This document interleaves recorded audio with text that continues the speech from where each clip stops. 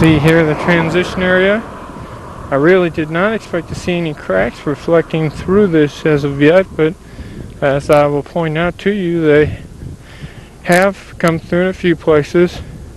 As I've mentioned with some of the other test sections, it is fairly difficult to pick these up just because of the macro texture that exists with all of the aggregate in place. You can tell that the seal had been broken, but you can't really tell where. Again, all the delineators are present, as I'd mentioned earlier, for these, at least for these last few test sections here on US 62/180. Again, we will have to have some help from the district to get all of our numbers back out here, because they've tended to fade away.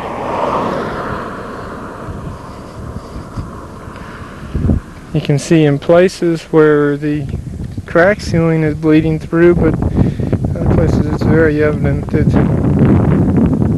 there is a crack. It's just pretty difficult to say exactly where that crack is. You can see all the pumping stains. Again, here's another one. This one's a little bit easier to see the actual crack. Well, I'd say that now. I'm not sure exactly where it is, but you can definitely see the pumping stains. Here's another.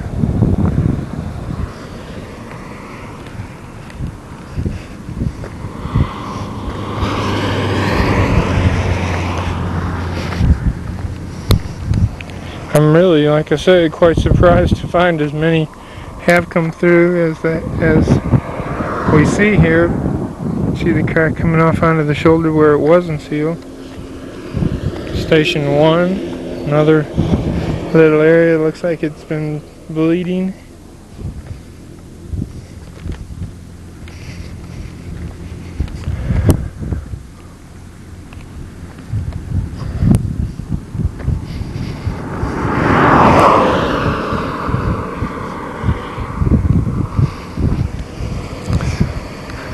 Yet another. Again, some of these, if I could see the crack, I recorded them. If I couldn't see the crack, if all I saw was a pumping stain, I didn't include them.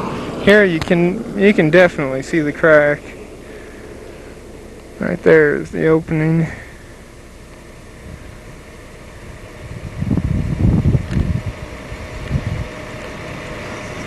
About 2 or 3 feet long.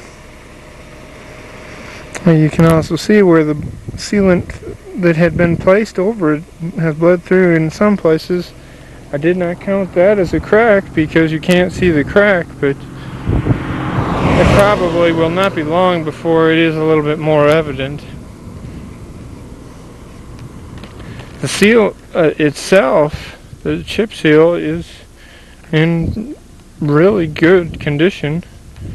Seems to be holding up very well.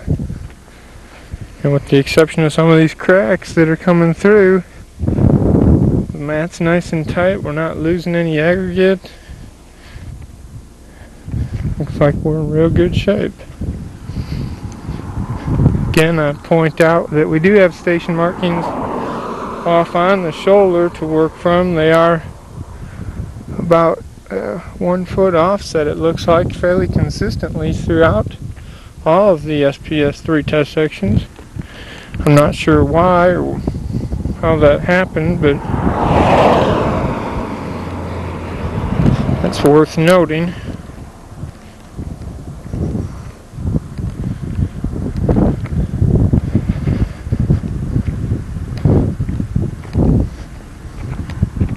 Here we have another one of the cracks that's a little bit more obvious.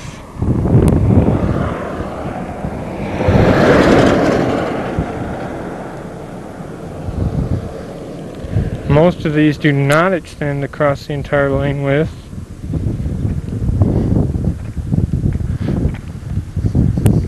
You can see they started about the middle of the lane and just worked their way back to about 1 foot off the shoulder. Maybe just in the wheel path itself. Again, our delineators. So we found quite a few more delineators as we worked our way through these test sections, which is fairly reassuring. At least I know they tried.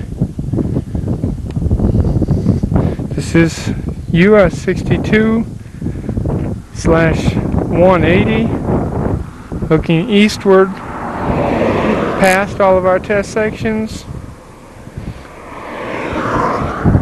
We are in El Paso County,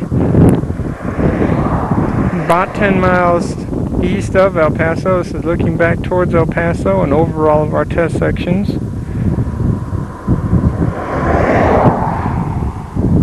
And that will conclude the video for these test sections here on US 62, and specifically here for this test section 48L350.